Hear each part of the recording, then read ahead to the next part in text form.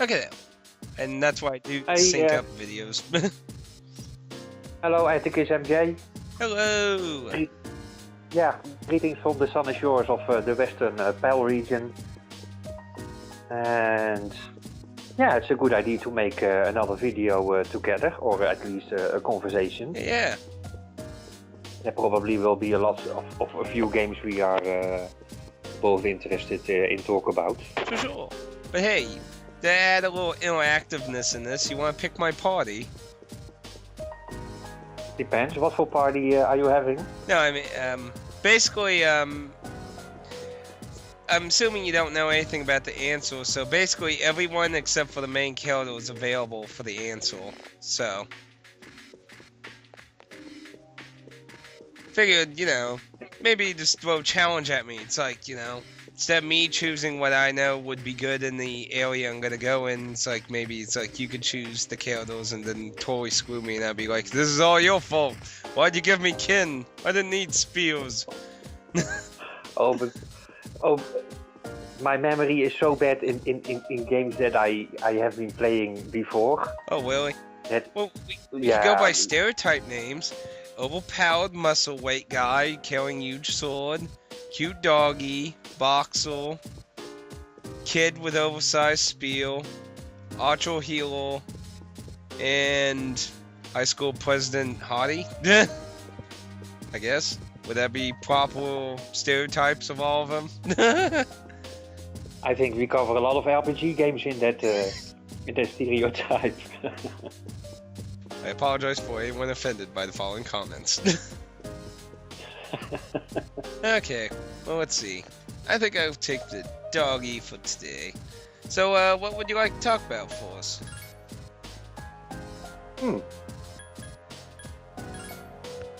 I think Shin Megami Tensei is a good... That's a whole bunch of things. Yeah, I mean, that's a good part. Two original NES games, then the main series Atlas started after they purchased the rights from Namco, and then 5 million spin-offs that turned into everything, you know, they're big subject though. It's big, but it's at the moment one of my favorite genres, or at least like I had with Tales of games. I'm now starting to like Shin Megami Tensei a lot as well. It's definitely one of the most challenging series that live up to these days. Though most people would tell you most of Persona 3. Well, it's kind of a... I think I mentioned it once to you before. Well, some people consider Persona 3 a nail in Shin Tensei's difficulty. Because, like, basically all the old games, like, you played Strange Journey now, right? Yeah. See, the original Shin Tensei series is a first-person dungeon crawler. And they were, like, well, really freaking hard. How Persona 3 designed its combat was in a kind of a streamlined design where you take advantage of the weaknesses and get rewarded for a quicker battle. And some people saw that as like really dumbing down the challenge, but I find it rewarding myself. But well, I can agree with the aspect. The first Shin Megami Tensei game I played was Persona 4, so I'm playing backwards actually. Yeah, I haven't played 4 yet. I told myself I wasn't going to start 4 until I finished the Ansel, and then my PS2 crapped out on me, and then I was like, well, that's lovely. Yeah, Persona 4, for the story and characters, I like that more than Persona 3. Yeah. And which I also didn't like in Persona 3. And well, I am talking about the PlayStation Portable version. I have not played the PlayStation 2 one yet. I was very disappointed with the English voice actors in Persona 3, while Persona 4 does an amazing job. I wonder, but the voices I'm curious, do you know if they're the same actors in the English version, or like if your version was using the same as America, basically? Was you using the ones Yeah. Atlas used for America? Yes, it's the Atlas version. Oh. But the voices. So I was kind of glad I could patch the Japanese voices back in, and that I enjoyed very much. Interesting. Those- I kind of like the voice actors. I mean, they're not like the most greatest thing, but they're certainly not like I've seen very like Drakengard and that. I've seen really bad voice acting, so I mean, I certainly don't consider it anywhere in that regard. So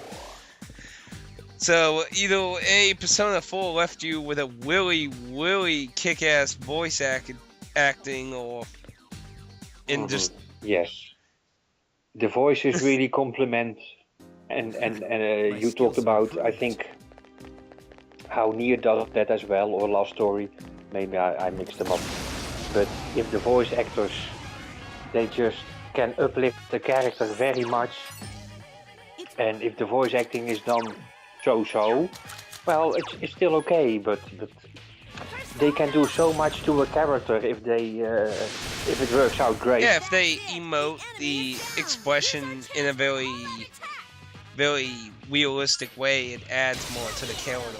That I can definitely agree with. Instead of reading it from like some games, you just hear they are reading it from a paper. I don't know. I mean, like 999 may be kind of emotional in different instances. Yeah. I mean, you know, use the right words and everything. You can do a lot. Well, 999 didn't have much voice, I think. It didn't have any You mean, voice. That's what I'm saying. It didn't need voice. It used No. strong words and well-detailed descriptions to act out the emotion. So it can help add, but it's not always something necessary, though. But at the same time, when you have a really horrible translation, you end up with a either laughable story or just one that makes no sense. Trying to think of something that Yeah, I had a few as well. so but many games I know that exist that like have like serious stories in Japan, and the translation just like Arcania on the Super Nintendo, that was made by HAL Laboratories. That translation of the story is just so laughable. They one of the major villains, his name was translated to Ariel in the English version. It's like Ariel. It's like, I'm glad the Little Mermaid has became one of the villains. yeah, some Japanese characters. Oh, by the they way, just- you're probably not realizing this person is a guy. By the way, it's not a girl. This is a guy named Ariel. that sounds like I was just like, oh wait, he probably doesn't realize what's weird about that because I haven't described him as a guy yet. correct. For me, Ariel, I think about angels. I don't know. There's an angel called Ariel, I think, and that's the first thing that I. But sometimes they just in Japanese they can mean something, but when they translate it 100% just to English in the wrong way, it can There's become. a number of horrible translation problems in that game. I enjoyed the game, but the story is just lost within really bad translations. Or sadly, another thing is the limitations of the cartridge, since like say Final Fantasy IV, like with really old RPGs, some of them like you know the 4 elemental fiends in Final Fantasy IV, right? You've surprised them. No, I still have to play it. Oh, mate. really? Strong. Yeah, oh, really? Oh, that's And like I hear such good things about it. I only played the first few minutes. It starts on an airship, and you work for some guy, but he's kind of evil, and then you get sent to a village, and then you have to go in a cave, and that's actually how far I still played it, so there's so much to play in that game still. Well, So I'm 4 of the villains are based off characters from Dante's Inferno, the 4 elemental fiends. And I can't pronounce the elemental fiend of Earth. His name I can never pronounce. It was so long they couldn't even fit in the character limits of the character names on the Super Nintendo version. So they just took a small portion of his name that was just Milo and just went with that in the Super Nintendo version. Because his name is huge. I can't even pronounce it properly. They all have a weird way of being said, like Ubukate, Kazukate, and Betashida. But I can't say the Elemental Lord of Earth's name because it's just so freaking weird. But, you know, with newer technology, it's became easier for that.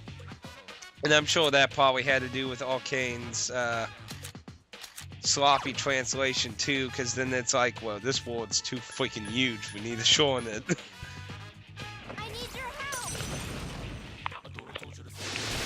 But generally, yeah, I do agree that Persona 3 and 4 are little bit the mainstream, easier games of Shin Megami Tensei. I know a lot of people don't like the term mainstream, but I think that's because people use it in the wrong context, though. If you know what I mean. Well, then it's made for a larger public to get people interested in SMT games. So what they are a little bit about. But yeah, I have a feeling that those two games are more created for the larger public than the other SMT games. Personally, when I think the meaning of mainstream, I don't think of it like the actual meaning behind it is simply dumbing it down for someone else. I think like how mainstreaming really means is just basically making. Let's see, what's a good way to show an example of this? Perhaps let's think of I'm trying to think of a simple way. Let's say, okay, you know, in Dragon Quest, the old ones on the NES, where you had to select the command to go down the stairs. You ever play the old Dragon Quest games? The first one I played was 5, but that's on the DS, of course, the remake. Oh yeah, because you all didn't even legally get one until 8, actually, wasn't it?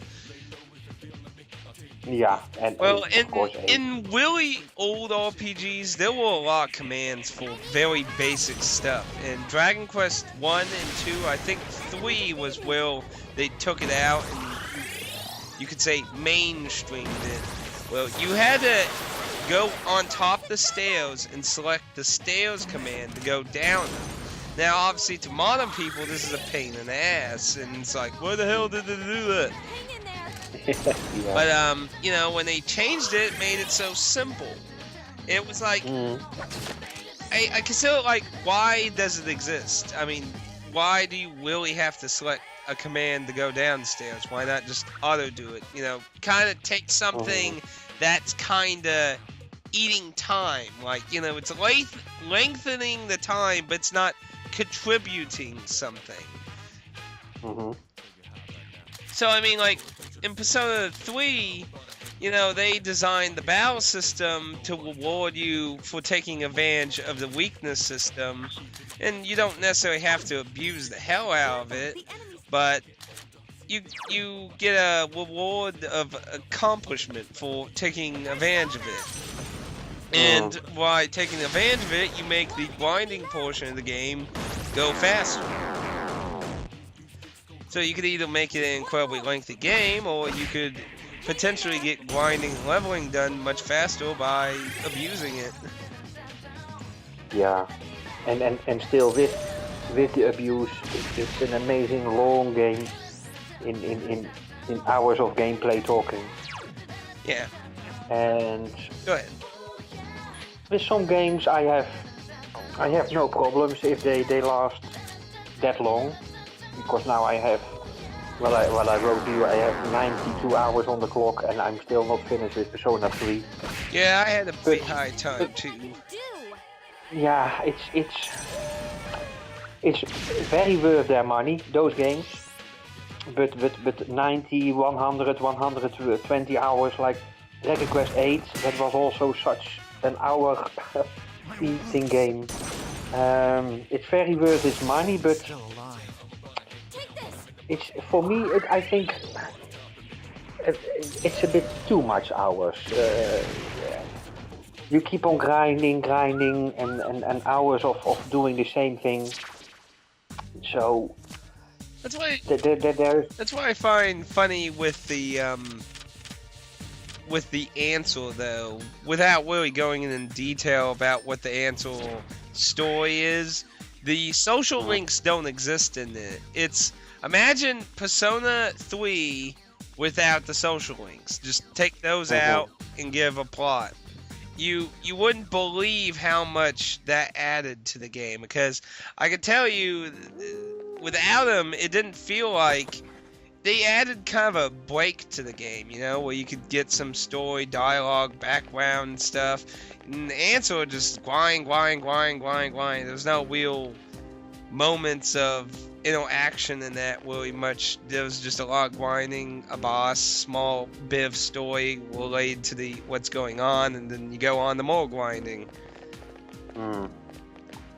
And I like the games that are, let's say, half each. Half about story and reading and doing your stuff in towns. Yeah. And half with grinding and fighting with bosses. Yeah, you can't go And into also- town in the Ansel, which is another thing that's Yeah. you're stuck in a building throughout the town add-on, so you also lose interaction with other just random characters and stuff. It's weak against. It's pretty interesting because a lot of people complained that the link system was kind of boring, but at the same time I think it added a lot to the game Defeat it. with the story and interactions, because you know, the social links are specifically tied to a character that you're interacting with, and going further in it is just going further in your relationship with that character. Yeah, and you can always do. I think with the PlayStation 2 title, that's also an option to do when you completed the game. You can always restart it and continue with the social links. Is that also in the PS2 version? I'm not sure about the original release, but I do know it's in the what is it, FES version, FPS. festival version, or whatever it was supposed to. I was told the F supposed to stand for like festival, or the letters mean festival or something like that. I'm not 100% sure. I don't remember, but I do know this version does have it. I think it is in the original release though, because it is been proven possible to do it, but it is really hard to max them all out in one playthrough.